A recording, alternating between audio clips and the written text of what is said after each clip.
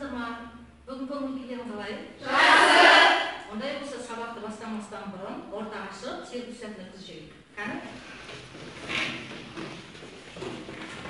Біз шеңбер құрамыз, тез-тез-тез. Кеңірек. Ортамыз кең қып ашайық, аха? Кең.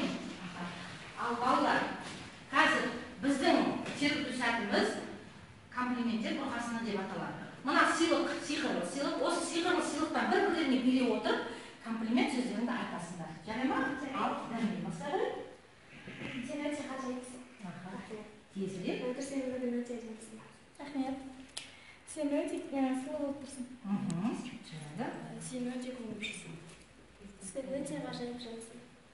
Сен өте кішіпейсің. Ештеңе кетпейді? Ары қарай? Сен өте ақылды. Сен өте мейірімдісің. Сен бүгін әдемі болып тұрсың. Сен өте тамаша жансың. Рахмет. Еркежан, сен бүгін өте ақылдысың. Дания, сен бүгін өте әдемі болып тұрсың. Демир, сен өте сұлусың. Рахмет. Ал, сиқырлы сыйлығымызды бердік, өте жақсы сөздеріміз бір-бірімізге айттық. Енді, сиқырлы сыйлықты ашуымыз керек. Ол үшін бәріміз сиқырлы сыйлығымызды жоғары көтереміз. Жоғары. Ал енді қазір мен 3-ке дейін санаған кезде бәріміз бірге ашамыз. 1, 2, 3. Керемет балалар. Ал енді қараңдаршы, не шықты? Сары, ақ гүл шықты. Енді осы біздің гүліміздің түріне қарай 2 топқа бөлінеміз. Ақ гүлдер сол жақтағы орынға, сары гүлдер оң жақтағы орынға отырамыз. Қай жарасамыз?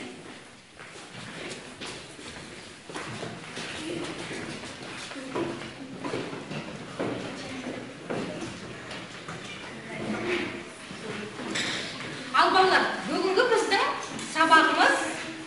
сабағымыздың тақырыбы. Алдыларында компьютерді қосып қойыңдар. Бүгінгі біздің сабағымыздың балалар тақырыбы. Ал Мадина оқып жіберші. Сабақтың тақырыбы шығармашылық жұмыстарды орындап, детальдан гүл жасау. Отыра ғой. Ал енді балалар. Ал осы сабақта қол жеткізілетін оқу мақсаттары дейді. Оқып жіберші. Мөлдір. Шығармашылық жұмыстар жасау үшін әртүрлі технологиялар мен өнер материалдарын өз бетінше анықтау, таңдау және қолдану. Қауіпсіздік ережелерінің маңызы мен қауіпсіздік шараларын сақтауды жариялау арқылы материалдар мен құралдарды пайдалану. Табиғи және жасанды талшықтардың ерекшеліктерін зерттеу және де фетраның бұйымдар жасау барысында жаңа технология элементтерін тиімді пайдалану. Рахмет. Енді балалар, бағалау критерийі дейді. Біздің бүгінгі осы сабақта жаңағы оқылған мақсатқа, тақырыбымызға сай бағалау критерийі құрылған. Біз осы дескрипторлар бойынша осы жетістіктерге сабақтың соңында жетуіміз керек. Ал кім оқып жібереді? Бағалау критерийлері. Шығармашылық жұмысқа арнап нобай орындайды және ұтымды нәтижелерін анықтайды. Шығармашылық жұмысты эстетикалық талаптарға сай етіп орындайды. Шығармашылық жұмыстар сапасын талдауға және бағалауға арнайы критерийлер қолданылады.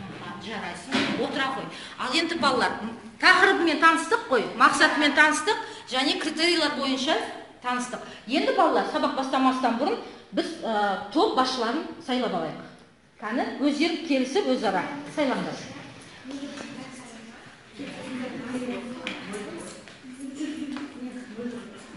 Қаны, болдық па? Сайладық па? Ая, кімді сайладық? Мадинаны сайладық. А сары гүлдер? Мөлдірді сайладық. Ал енді топ басшыларына тапсырма. Топ басшылары, сендердің міндеттерің, топтарының оқушылары бірдей жұмыс істеу керек, шуламау керек және қауіпсіздік ережесін сақтау керек. Сендерге мен бағалау парағын беремін.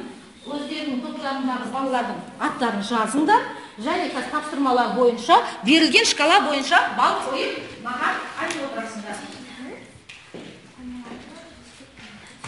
Түсінікті ғой? Енді келесі бізде қайталау сабақ. Қайталау сабақтан бұрын балалар, біздің бүгінгі сабаққа қатысты сөздіктер бар екен. Қаны, кім оқып жібереді? Қаны, кім оқып жібереді? Аға, оқи ғой. Kies voorlijk steekveld. Kies басу поляние фелтинг. Жын, шерсть, вул. Өзгешелік, оригинальный, singularity. Енді дәптерге тез арада жазып алуыңыз керек. Бүгінгі күнді жазыңдар және дәптерге жазып алыңдар.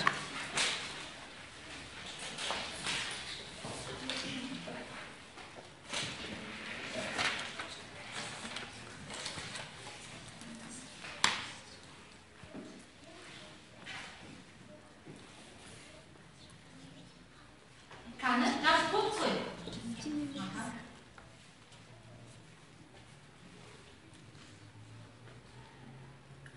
Жазып болды ба?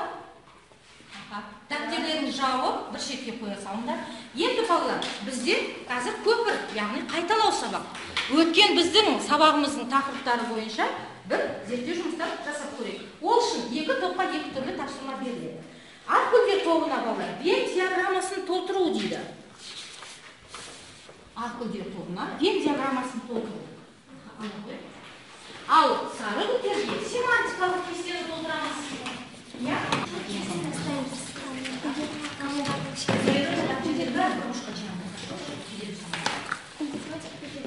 Бала 3 минуттың ішінде толтырып бітіруіміз керек.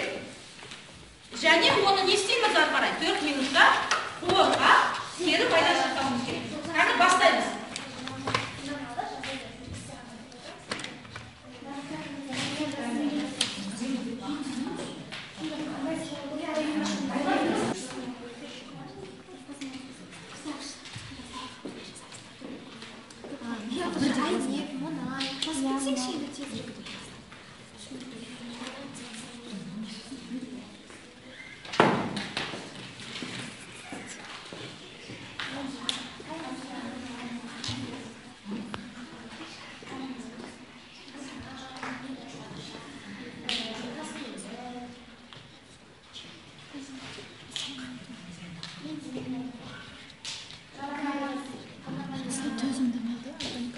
Күштерге табиғатты. Я. Төзімсіз.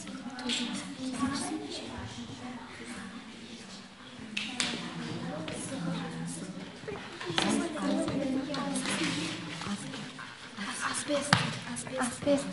Зығырды жазыңдар ма? Мақта. Таза жібек. Қаны балалар, тезірек.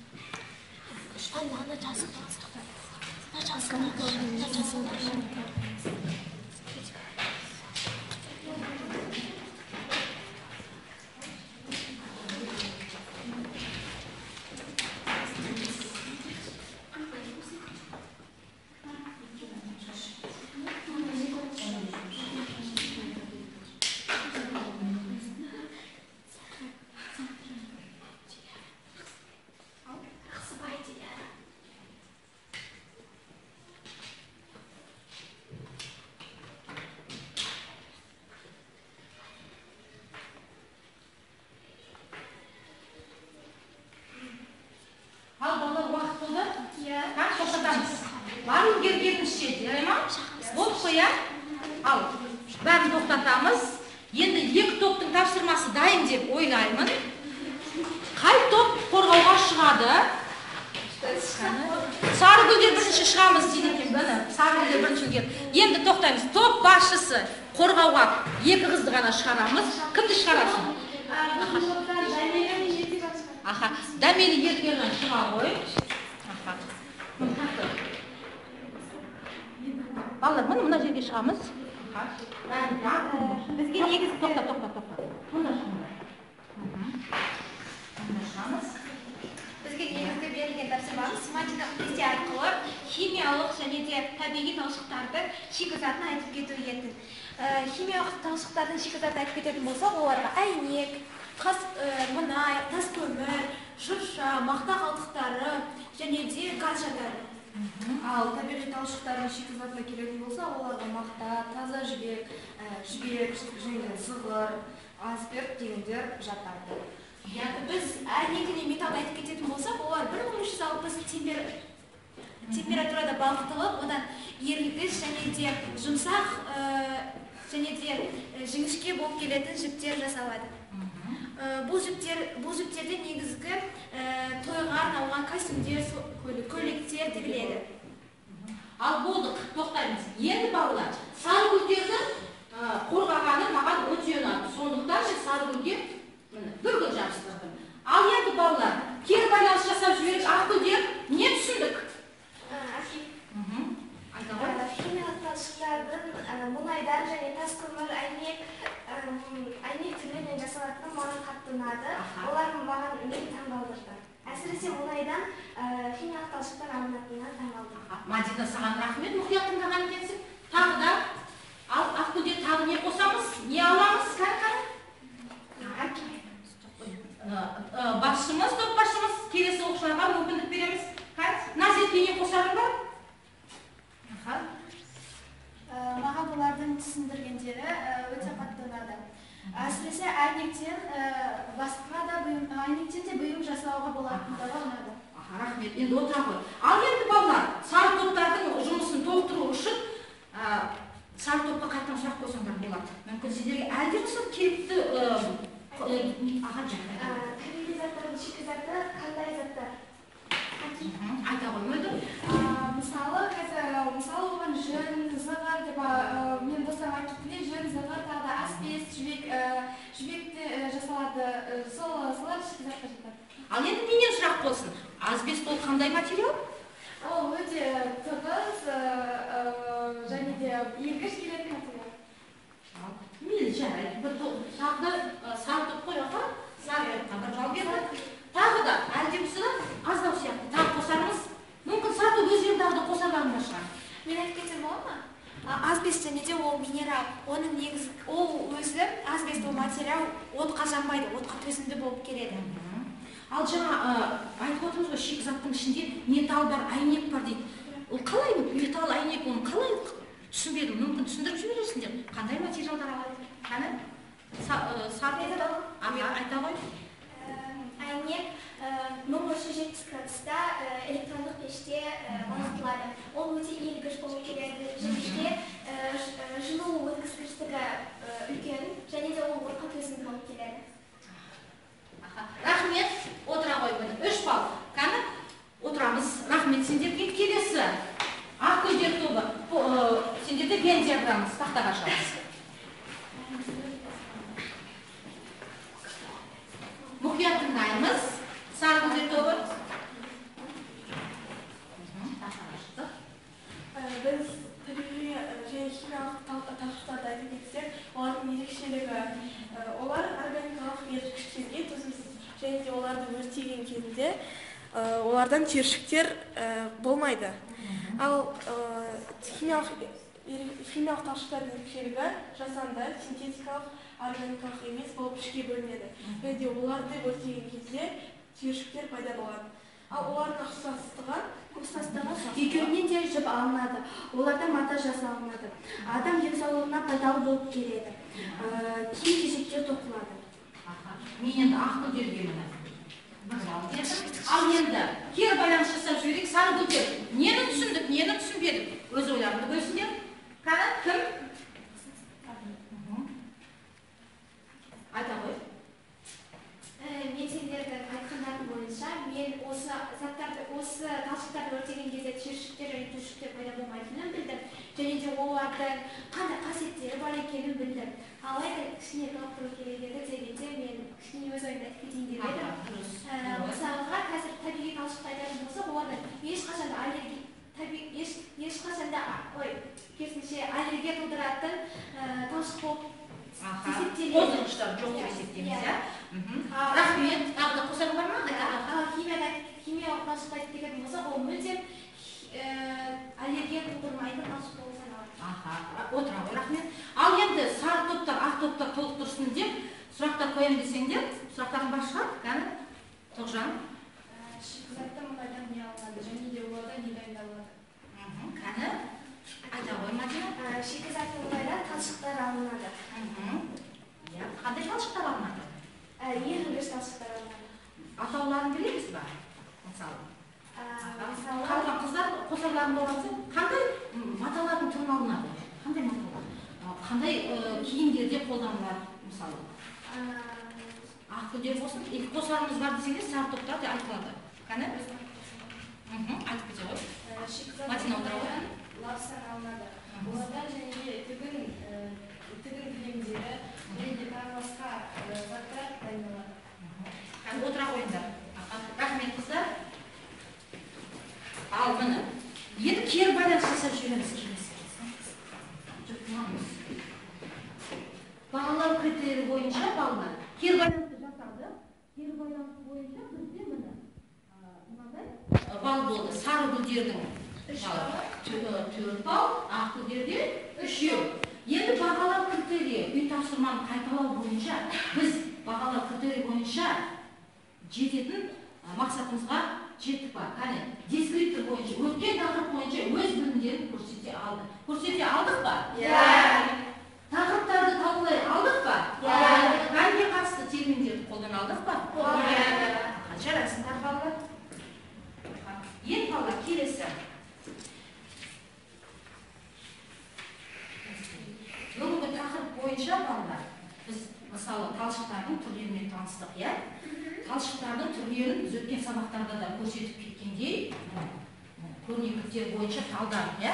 Талшықтар мысалға қандай болады екен? Өте жіңішкелігіне қарай, ұзындығына қарай бөлінеді, иә? Табиғи дедік және жасанды деп бөлдік, иә? Міне, енді балалар. Жоқ, қойғанымыз келесі, жоғары көтеріп, бұл емес, жоғары көтеріп. Осыдан кейін, енді қарап жүргенде текстильді талшықтар деп бөлдік, иә? Мысалы, табиғи және жасанды деп бөлдік. Өсімдік, жануар тектес, минерал, бұл табиғиға жатады екен, иә? Өсімдік тектесте мақта, зығыр деп атады, жануар тектесте жүн және жібек, оның қайдан алынатынын білеміз ғой, иә? Минерал ол аз десесте. Ал жасандыны екі топқа бөлдік. Жасанды, синтетикалық, жасандыға қандай материалдар жатады дедік? Вискоза, ацетат, триацетат. Синтетикалық қашы?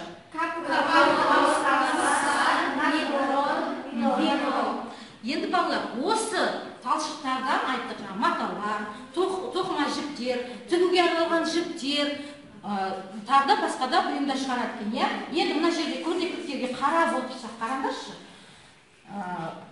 Қолөнерге де арналған материалдар шығарады екен.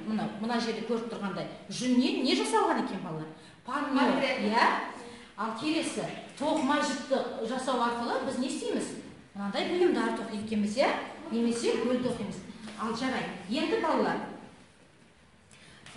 өткен тақырыбымызды жақсы қайталап білді, көрсете білдік. Енді балалар, бізде балалар таңдау, яғни жаңа сабағымыз бойынша біз бүгін бұйым жасауымыз керек. Бұйымды қандай материалдан жасаймыз? Яғни біз бұйымды жасау үшін фетраны алдық. Енді фетра туралы тағы кішкене болса айтып жіберсек болады. Яғни бәріміз білетін фетра материалы. Бұл қандай материал? Айта ғой. Фетраны жасанды жолмен де табиғи жолмен де алуға болады. Бірақ та дәл қазіргі сіздің қолыңызда бұл жасанды жолмен алынған фетра. Жасанды, яғни химиялық жолмен алынған. Түсінікті. Енді балалар, осы фетрада біз гүл жасаймыз. Ал гүл жасамастан бұрын балалар, біз гүлдің биологиялық құрылымын еске түсіруіміз керек. Кәні тақтаға қарап жібереміз. Оқып жіберіңдерші, немесе өз ноутбуктарына да қараңдар. Аха, кәні бірінші бірге оқи берді. Екінші күзде аталығы, аналығы. Мен танысып болдық. Енді жұмыс бастамастан бұрын балалар, біз қауіпсіздік техникасының ережесін еске түсіруіміз керек. Алдымен бірінші дәптердерін жинап беріңдер маған. Жұмыс орнын жинастырып алайық. Артық зат болмау керек, маған беріңдер. Ал келесі. Ал енді балалар, бәріміз есімізге қауіпсіздік ережесін еске түсіруіміз керек. Қабырғаға қарасаңдар да бар, техника қауіпсіздік ережесі бар және партамызда да бар. Кәні кезекпен есімізге түсіріп. Дәмені бастап жібер. Бұйымды жасау барысында қауіпсіздік техникасының ережесін сақтау, жұмыс жасау орындарын таза ұстау керек. Сонымен қатар арнайы киім, фартук, халат, қолғап және тағы басқалар да кию керек. Және де ұшы және өткір заттармен жұмыс жасау барысында ұқыпты болу керек. Жұмысты тек мұғалімнің рұқсатымен ғана бастау. Келесі топ қайталап жіберді. Желім бояу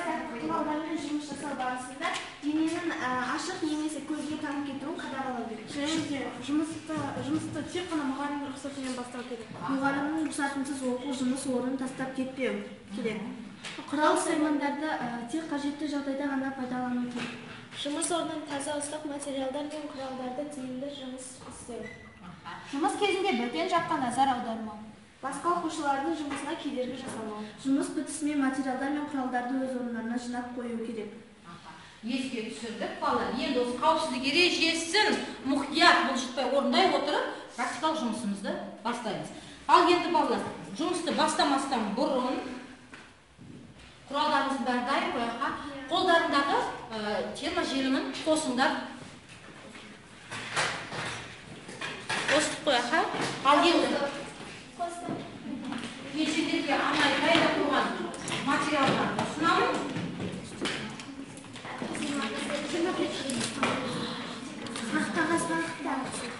Терможел. Жеткілікті ма терможел? Бір терможелімді беріңдерші келесі топқа. Бір терможелімді беріңдер. Мұнан бере. Аман. Ол да қоспай оған.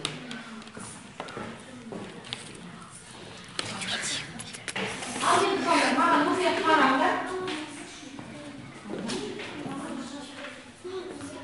Бер қараймыз бәріміз. Қолымызға балалар, жаңа фетраны танысып өттік қояққа. Фетраны аламыз. Фетраға балалар, арнайы алдыларында қарасаңдар, үлгі берілген шаблон дейміз, я? Шаблон арқылы фетраға не істейміз? Бастырып аламыз. Әр бөлшекті гүлдің биологиялық әр құрылымын бастырып аламыз да, не істейміз? Қиямыз, қайшымен қиып аламыз. Кәні бастай беріңдер. Қайшымен қиып алыңдар.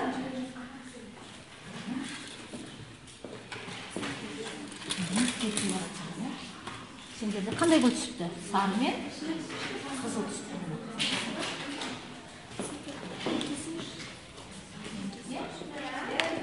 Ал енді балдар, мен сендерге гүлді жасау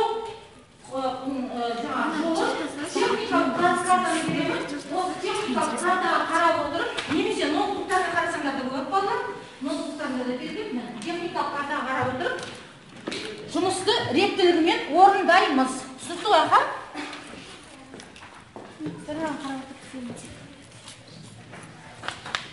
Алдымен бірінші балдар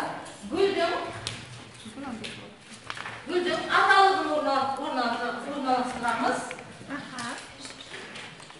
Гүлдің аталығын. Ол үшін не істейміз? Бірінші балдар, қараңдар.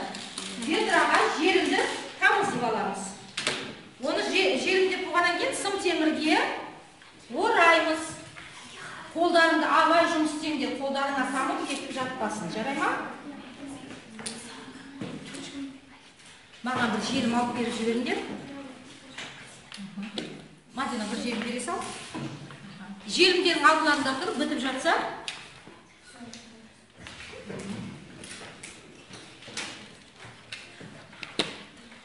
Қауіпсіздік ережесін сақтауды ұмытпаймыз, балалар.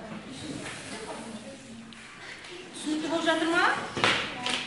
Аталығын орнастырып алдым. Темірге, соның кейін мына жерде түстің байланысына тоже қараңдар, балалар. Жарай ма? Мен де қараңдаршы. Гүлдің түсі бірдей болып кетті. Маған қызғылт сары қай топта?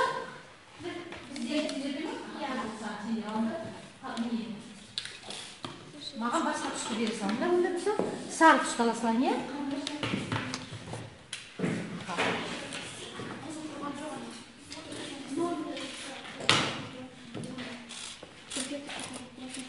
Балалар, гүлдің ортасын қайшымен не қыламыз? Күн астанда ең қазір бізде екі көздеше берілген, я? Неткен сым темірмен дәл ортасынан кигіземіз. Бер қарап түсіріп жіберіңдер, қыздар. Қараңдар. Түсіріп жібереміз. Я? Ары қарай. Аталығының балалар ортасынан шетінен тұтас жерінді жапып шығамыз да, қолымызбен гүлді жинай саламыз. Көрдіңдер ма? Иә. Аха. Терможелмен жұмыс істей береміз. Енді екінші гүлді де орнатамыз, солай. Екінші гүлді де тура ортадан тесіп аламыз. Және тура сонда не істейміз? Жерімді жағып,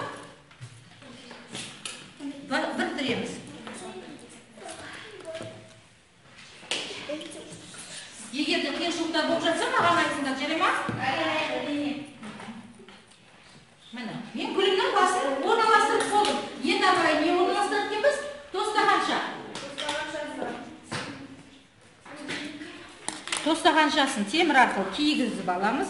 Одан не істейміз? Желімді жағып аламын.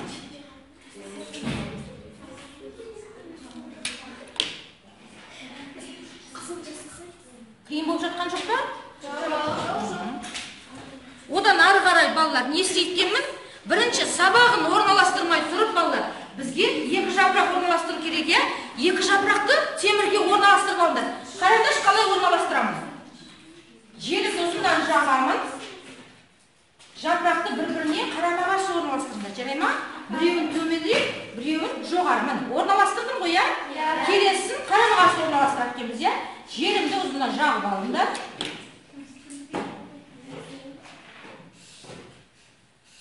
Міне, орналастырдым. Енді не істеймін? Сабағын орауды бастаймын. Сабағын орауды бастаймын. Сабағын орамастан бұрын тостақаншаның астына не істеймін, балалар? Орналастырып аламын желім арқылы. Сабағын орауды бастаймын.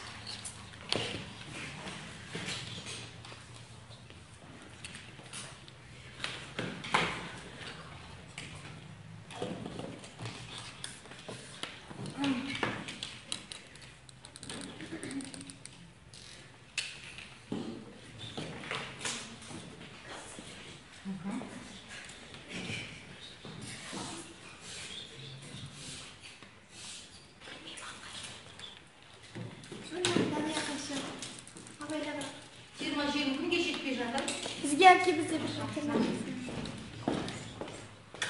Топқа қосып жібер. Жұмыс орындарына қатты шашып кетпесін. Ал біткен жұмыстарына екі ыдыс беремін, екі ыдысқа сала беріңдер.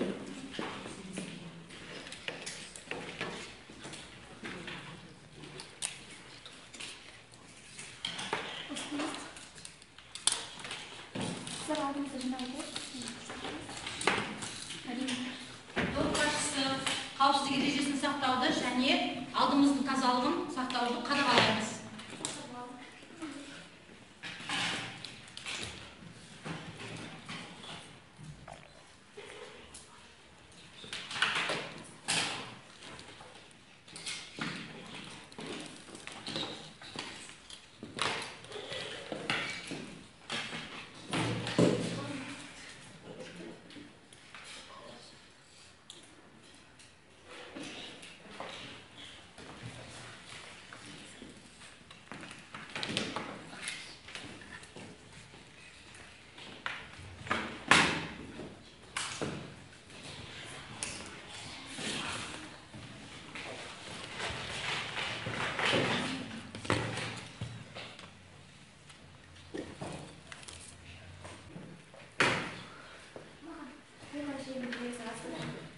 Қалай жұмыстарың болып жатыр ма? Өздеріңе ұнап жатыр ма?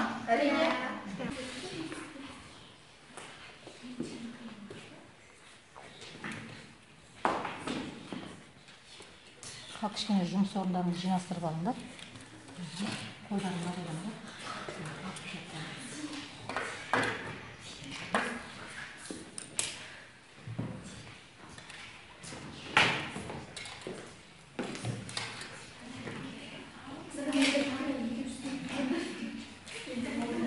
Балалар, аз уақыт қалды.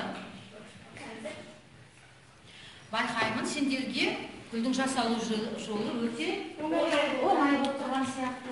Азамат балалар қаны. Бітіп қалыппыз ғой, же? Бітсеңдер, айтыңдар.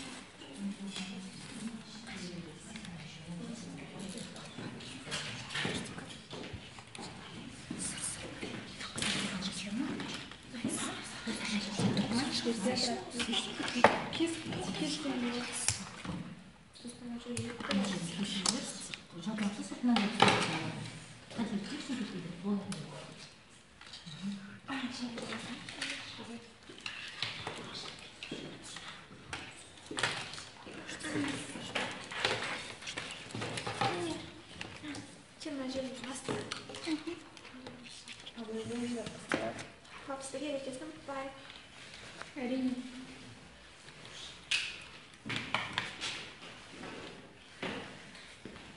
Болып қалды ба? Кішкене күтейік.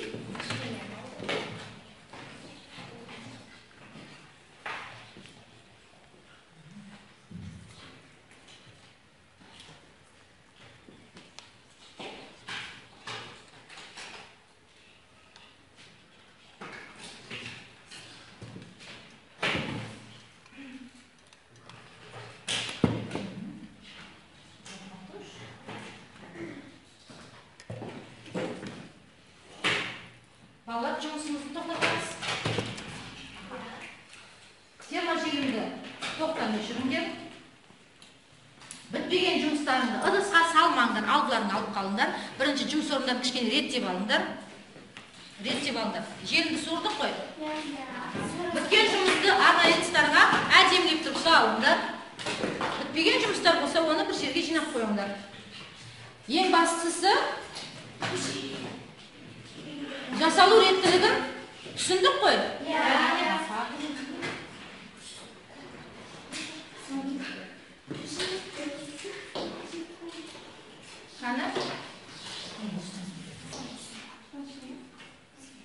Топ басшылары бағалаймыз, қалай кім жұмыс істегенін. Топ басшылары бағалаймыз. Алдыңғы тапсырмамызбен қазір екінші практикалық жұмысымыздың екеуінің бағасын қосып қорытындылаңдар топ басшылары. Ал әр топтың оқушылары алдымызды жинастырамыз. Бәрі таза болды ма?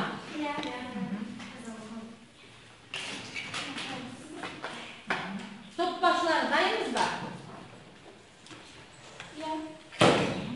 Ал Сары гүлдер тобының топ басшысы дайын екен бағалауға. Тұра ғой. Тобың қалай жұмыс істеді? Кімге қандай баға болды? Менің тобымда өздерінің жақсы жағынан көрсете білген оқушылар көп болды. Бағаларын айтып шық. Үй тапсырмасында мен Тоғжанға 4, ал Данилерге 5, Еркежанға 5, Таймириске 5, Данияға 4, және де Диляраға 5 қойғым келіп отыр. Және де қойдым. Практикалық жұмыста барлығы өте белсенді қатысқандығы үшін барлығына 5 қойдым. Қорытындысын жазып қойдың ба?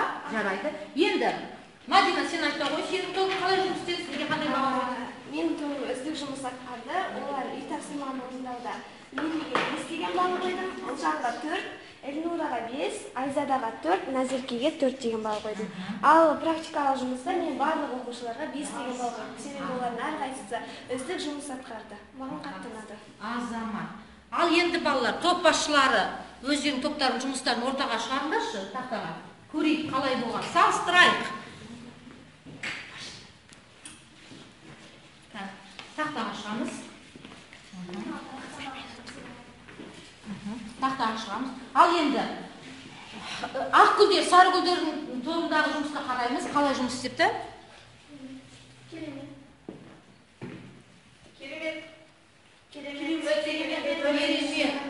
Ал сары гүлдер қалай ойлайсыздар, ақ гүлдер қалай жұмыс істеді? Өте тамаша. Енді балалар, жарайсыңдар. Тапсырманы бағалау критерийіне қарайықшы балалар. Біз осы берілген дескрипторлар бойынша 70-ге жете алдық па? Бірінші, бұйымның орындалу реттілігін біледі дейді. Білеміз ба? Білеміз. Негізгі дайындауға қажетті материалды анықтап, тиімді қолдана алдық па? Алдық. Жұмыс барысында қауіпсіздік техникалық ережелерін қатаң сақтай білдік па? Сақтадық. Уақытты тиімді пайдаландық па? Пайдаландық. Азамат, жарайсыңдар. Отыра қойыңдар. Үлкен рахмет, алдыға қоя салыңдар жұмыстарына. Енді балалар, сабағымызға қарай рефлексия жасап жіберейік. Бұл енді жұрттық жұмыс болсын. Алдыларында сендердің стикерлер берілген. Соларды аламыздағы талқылаудағы әріптестер өз ойларыңды жазыңдар. Не қиын болды, не оңай болды. Қыздар түсіріп жібереміз.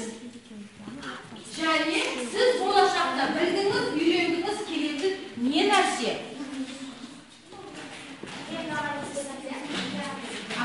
Жұп қалғылаймыз бірінші өз ойларыңды жазыңдар. Жарай ма? Жазып болған оқушылар тақтаға барып іле берсеңдер болады.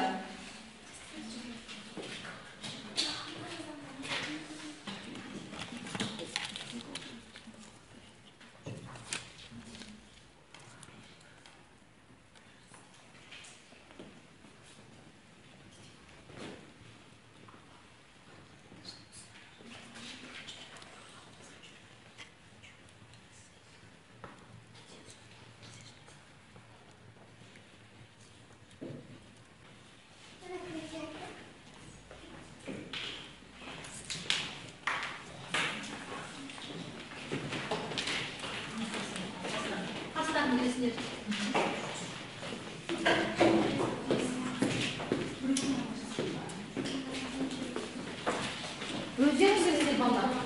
Мүмкін үшеу бедересіңдер.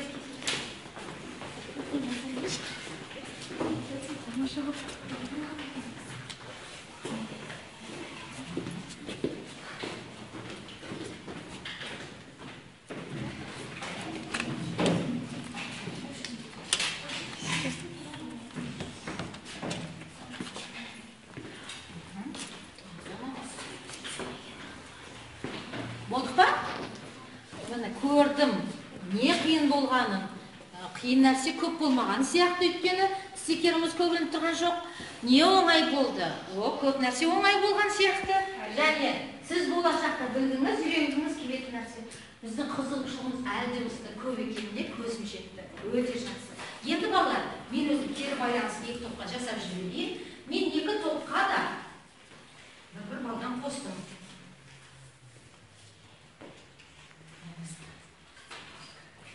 Ал енді, екі топтың лидерлері шығып, екі топқа өздері баға берсе болады. Мысалы, мөлдір. Ақгүлдерге қандай баға берсе болады? Ақгүлдерге өте жақсы деген баға беремін. Қаны? Іле ғой, өте жақсы баға. Ал сарыгүлдерге қандай баға береміз, Фатима? Өте жақсы деген баға беремін. Себебі олар ұйымшыл, әрі бір-бірінен түсінісе алатын қыздар екен. Бағаны қоя қой.